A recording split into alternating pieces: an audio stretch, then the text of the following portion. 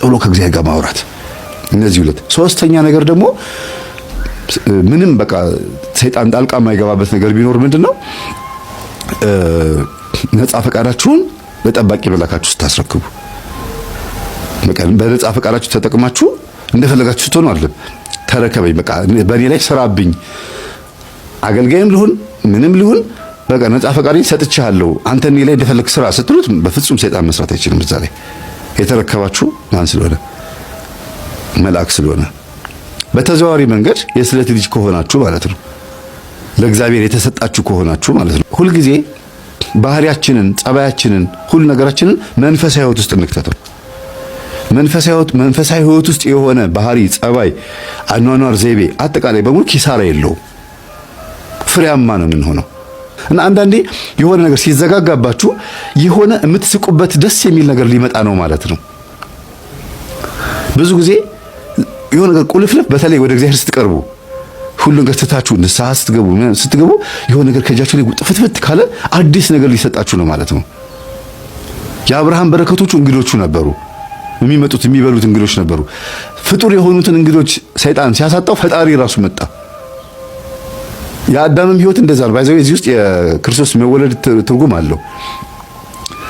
አዳም በሰይጣን ተታሎ ችግር ውስጥ ሲገባ ክርስቶስ ተወለደ አይደል? ሰይጣንም አሁንም እንደገና አብርሃም ቤት እንግዶች እንዳይመጡ ፍጡራን የሆኑት ሰዎች ሲከለክልበት ራሱ ፈጣሪ ሰው ሆኖ መጣ። እናንተ ውስጥ ያለው እምነት አንዳንዴ እንዲታወቅና ጎረቤትም ዘመድም በእናንተ እምነት ቀንቶ ወደ እግዚአብሔር እንዲመጣ እናንተን ጠንካራ አድርጎ በእናንተ ህይወት ቻሌንጅ ሰው እንዲማር ሊያደርግ ይችላል እግዚአብሔር አንዳንዴ። እና ባህሪያችሁን ማስተካከል የሚጠቅመው ለራሳችሁ ነው። ትሁት መሆን የሚጠቅመው አብርሃም እኔ አመድ ነኝ ብሎ ትሁት ስለሆነ ነው ሀብታም የሆነው። እንደገና ስላሴ መጥቶ ቤቱን የጎበኙለት እኔ አመድ ነኝ ስላለ ነው። እኔ አመድ ነኝ አለ፣ ትቢያ ነኝ አለ። ቅዱስ ጳውሎስ ደግሞ እኔ ጭንጋፍ ነኝ አለ። ጭንጋፍ ማለት 7 ወር ያለ ጊዜ የተወለደ ልጅ ማለት ነው። 7 ወርም ሳይሞላ 7 ወርም ሞልቶ ጭንጋፍ ይባላል ብዙ ጊዜ እንደዚህ አይነት ልጅ። ንጉሥ ዳዊት ደግሞ እኔ ትል ነኝ አለ። ብዙ ጊዜ ይነገራል። ቅዱሳን አባቶቻችንም ይናገራሉ። እኔ ኃጢአተኛና በደለኛ ነኝ፣ ቆሻሻ ይላሉ። ግን ጸጋቸውን አስቡት በዚህ ህይወታቸው ውስጥ። ስለዚህ እግዚአብሔር እኛ ውስጥ እንዲያድር ሆነን ስንኖር ይመጣል፣ ይጎበኝናል። አለበለዚያ የፈለገ ቄስ ብናመጣ፣ የፈለገ ቤቱን ጸበል ብናስርጭ፣ የሚያጠምቁ አባቶች ጋር ብንሽከረከር፣ ግንባራችንን በመቁጠሪያ ወይም በእጃቸው በምንም ቢመቱ ምን ቢሉንም ኧረ ፍንክች የለም። መጀመሪያ ልብን ውስጥን ማጽዳት ማስተካከል ያስፈልጋል። መጥፎ ባህሪ ማስተካከል፣ እንድንጎበኝ ሆነን ማስተካከል። ሲመጣ እነሆ በደጅ ቆሜ አንኳኳለሁ፣ የሚከፍትልኝ ቢኖር እገባለሁ፣ ከሱ ጋርም እራት እበላለሁ ያለው ክርስቶስ እኮ ለዚህ ነው። የሚከፍት ያው አንኳኳለሁ ሲል ልብን ነው። የሚከፍትልኝ ቢኖር ማለት የሚፈቅድልኝ ቢኖር ማለት ነው። እግዚአብሔርን ናገባ ብላችሁ ትፈቅዱለታችሁ ሲመጣስ መቀመጫ አለ። ቤቱ ሽቶ ነው የሚለው ልባችሁ። ቂም ግማት አለው። በቀል፣ ተንኮል፣ ኩርፊያ ግማት አለው።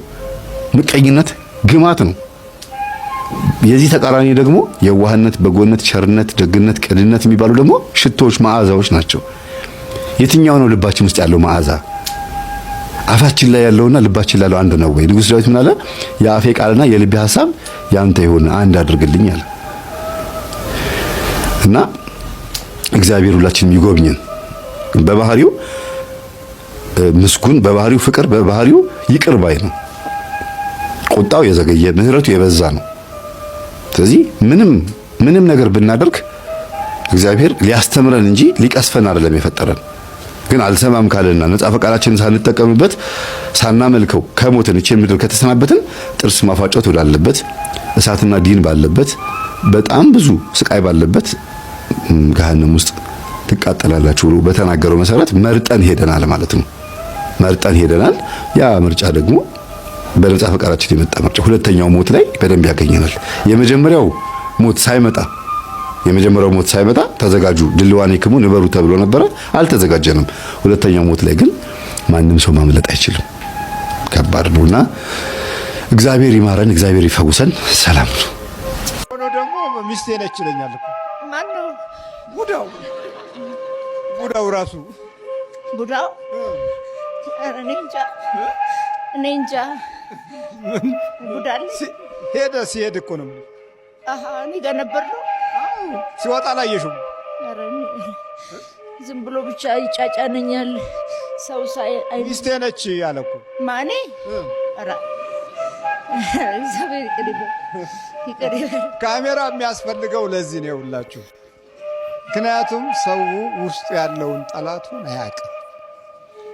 ሌላ ሰው ከሚነግረው ራሱን በድምፁ ቢሰማው መረጃውን በውስጡ ያለውን ጠላት ይሄን ያህል ነበር ወይ የተቆጣጠረኝ፣ ይሄን ያህል ነው ወይ የገዛኝ፣ ይሄን ያህል ነው ወይ አደጋው ብሎ ሊያስብ ይችላል።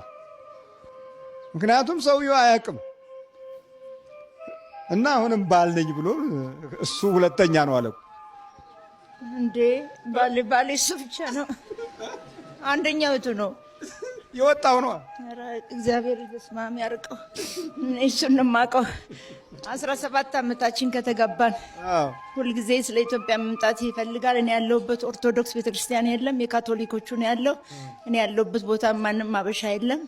እና ያው ካቶሊኮች ቤተክርስቲያን እንሄድ ነበር። ኢትዮጵያ የዛሬ 10 ዓመት መጥቼ ተጠምቄ እንጦጦ ማርያም ስነግራቸው ቤተክርስቲያን የካቶሊኮች ነው ስል አትሂጂ ያሉኝ። በቃ ከዛ ቤቴ ውስጥ ነው ምጸልየው። አንዳንዴ ስደግም አትድገሚ የሚለኝ ነገር አለ።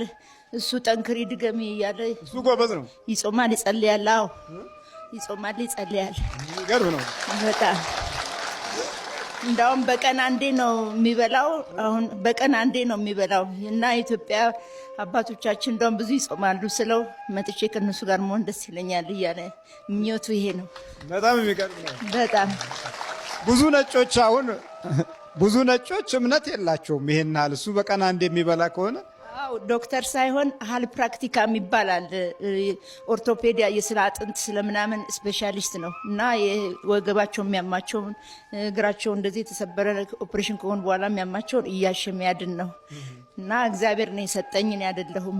ማሳጅ ተምሬ ነው ያገኘሁት። ይሄን ግን እግዚአብሔር ነው የሰጠኝ እያለ ጠዋትም ማታም ይጸልያል፣ ይጾማል። በዚህም ነው እርሶን በተለይ በጣም ማየት የሚፈልገው። በጣም የሚወቱ ነው። አሁን እውነት አልመስለኝ እያለ ነው፣ ግን ደስ ብሎታልና ያው ትንሽ ባለቤቴ እንደና ስላደረጉልኝ የሶር ስራዎች ለዚህ ለኢትዮጵያ ሕዝብ ደከመኝ ሰለቸኝ ሳይሉ ቆመው ከጧት እስከ ማታ እየጸለዩ ሕዝቡን ስላዳኑ ትንሽ ብትሆን ስጦታ ሰጣለሁ ብሏል። ዱጌ ብንድክላይ ነገር ያ ትንሽም ቢሆን በጣም ትንሽ ነው። እና ስላልዘረዘርን ዘርዝረው ይጠቀሙልን። እሺ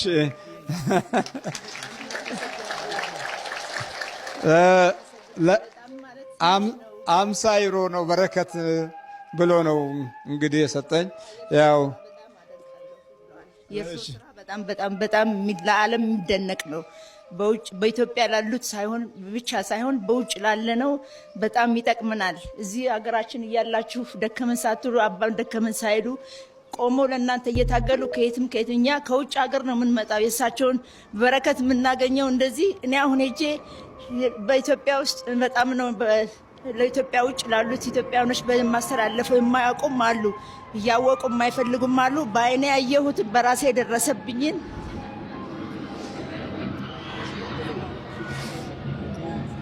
ለማስተላለፍ እወዳለሁ። አባን አሁንም ዛሬም ነገም እግዚአብሔር ኢየሱስ ቅዱስ እመቤቴ ማርያም ቅዱስ ሚካኤል 44ቱ ታቦት ያኑርልን፣ ጤና ይስጥልን። ጠንክራችሁ ተከታተሉ ነው የምለው። አትሰልቹ። ያመነ ሁሌ ይድናል። እምነት ነው። እኔ እዛ ያለሁኝ እኔ ባለችኝ አቅም አንዳንዴ ዞር ካላለብኝ ትንሽም ዳቦ ቢሆን ጋግሬ ዛሬ ገብርኤል ነው ሚካኤል ነው ማርያም ነች እያልኩ እደግዛለሁኝ። እና ይሄ በሀገራችን የተለመደ ስለሆነ በኤሮፖች አልተለመደም። ሁሉም በር ዘጋግተው ነው ለብቻቸው። እና ይሄ ትንሽ ይሰማኛልም፣ ብቸኝነትም ያስለቅሰኛል። ግን መቼ ስለ ስራ ስለሆነ ምን ይደረጋል ተብሎ ማንም ቢሆን እምነቱን እንዳይለውጥ ነው የምፈልገው። ኦርቶዶክስ ቤተክርስቲያን አሁንም ትቀጥል ለዘላለም። አባን ያኑርልን፣ እግዚአብሔር ይስጣችሁ። ስለምን I like speak from this what I look today. Thank you from Abba, thank you from God, and thank you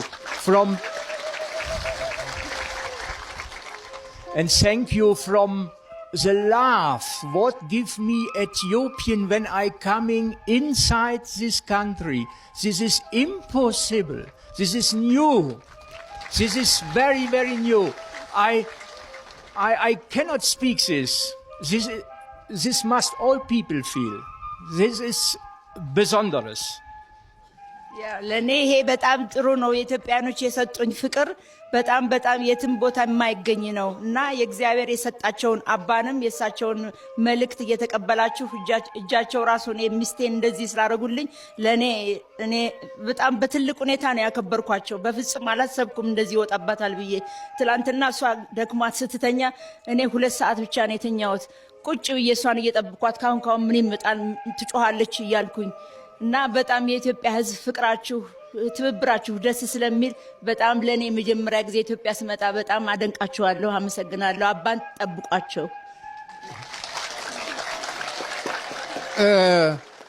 እንዴት ነው የመንፈስ ውጊያ ይሄን ያህል አደገኛ እንደሆነ በዚህ ዘመን ውስጥ አሁን የተረዳኸው? Was denkst du jetzt ein bisschen vielleicht du ein bisschen geholfen? Ja, ትንሽ jetzt ich bin ይርዳን ትንሽ እሱ አስተርጓሚ አሁን ትንሽ ደከመ። Dieser Zeit, wie hast du das gefunden, den Teufel zu bekämpfen, dass hier in Äthiopien was passiert ist? Ich muss das erstmal verarbeiten. Das ist total neu. Ich habe mich bisher viel mit Spiritualität beschäftigt. Ich bete viel, ich meditiere viel, habe mich aber eigentlich nur mit dem Guten beschäftigt, nie mit der Gegenseite.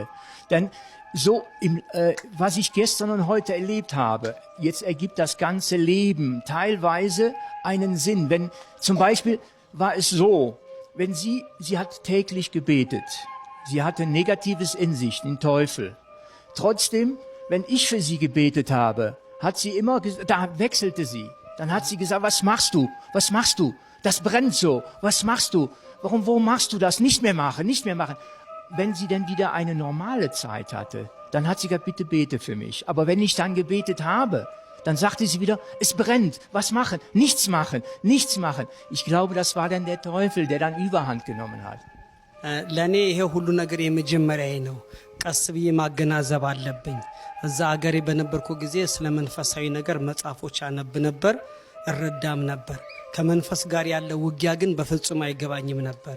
እዛ በነበርንበት ወቅት እኔ ጸሎት ሳደርግ ትቀየርና ምንድነው የምታደርገው? ያቃጥላል፣ አቆም ትለኝና ምንድነው የሆነው ብዬ ሳቆም ትመለስና እባክህ ደሞ ለኔ ጸሎት አድርግልኝ ትለሽ መልሳ። ስለዚህ ሁለት ጸባይ ማሳየቷ በጣም ግራ ገብቶኝ ነበር።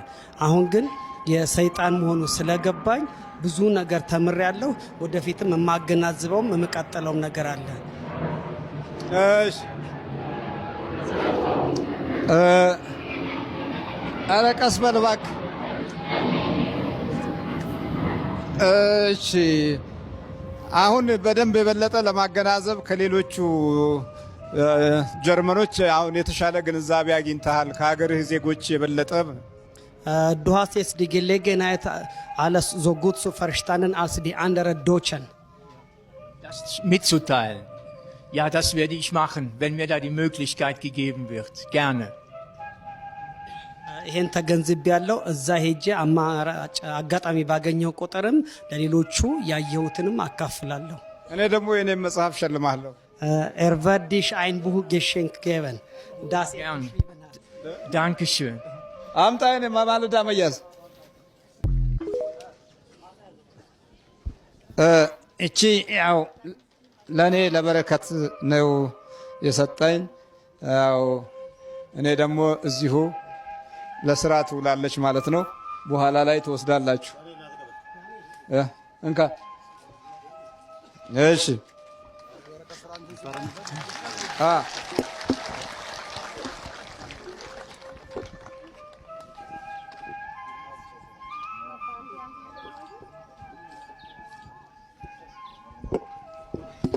ይኸው በጀርመንኛ አንተ ተርጉመው። Du kannst das auf Deutsch übersetzen. Ich? Ja. Wir machen das vom Computer. Ja.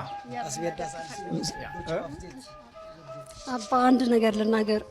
እኔ እስጢፋኖስ ራሱ ብዙ ጊዜ ነው ስመላለስ እርሶ ጋር ያመኛል ትንሽ፣ ግን ጸበሉ ሄዳለሁኝ አስጮኸኝ አያውቅም። አሁን መምህር ግርማ ስትለኝ እህቴ እዛ ጋር አለች ሂጂ ስትለኝ እኔ እባክሽ አልሄድም። እኔ እሳቸው ጋር ማለት እኔ ምን እንደሆኑ አላውቅም። አልሄድም እላት ነበረ። ያው እኔ ለእግዚአብሔር ነው የምናገረው። እኔ አልሄድም የመምህር ግርማ። ከዛ በፊት እኔ ጎርጎሬሱ ላይ ሄጄ ነበር። ሄጄ አጋንንት ሲጠራ ራሴን እያወቅኩኝ እዚህ የተከለለው ገመድ ውስጥ ገብቼ ነበር፣ እዛ ጎርጎሬስ። ከዛ በኋላ ምንም አያስጮኸኝም። እኔ እንግዲህ ታዲያ ለምን አያስጮኸኝም? ለምን ምድን ከሆነ ለምን ስለ አያስጮኸኝም እያልኩኝ ትንሽ በውስጤ ጥርጣሬ ነበረ በእርሱ ላይ። በኋላ ግን ጸበሉ አንድ ጊዜ እስጢፋኖስ አይኔ እንደዚህ ስለሚያመኝ አይኔ ላይ ጠብ ሲል ሙሉ ቀን ሲያቃጥለኝ ዋለ። ካልተቃወምሽው እኮ ማጠራጠር አይደለም ሌላም ስራ ይሰራል፣ ክፋቱንም ተንኮሉንም ይሰራል። ስለዚህ መጀመሪያ አንቺ ራስሽን በእምነት ማጠናከር ነው። እዚህ አንቺ ምን የምታረጊው ነገር አለ? አሁን ምን የሚያጠራጥር ነገር አለ? በመሰረቱ ቤተ ክርስቲያን ነው። ለምን አልጮህም?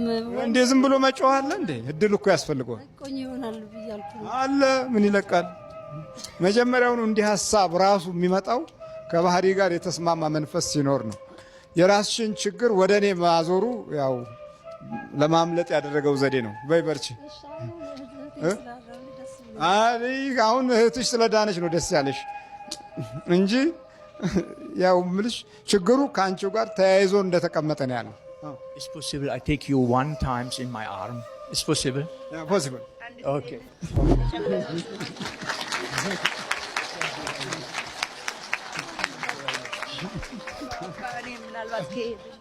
እሺ በርቺ።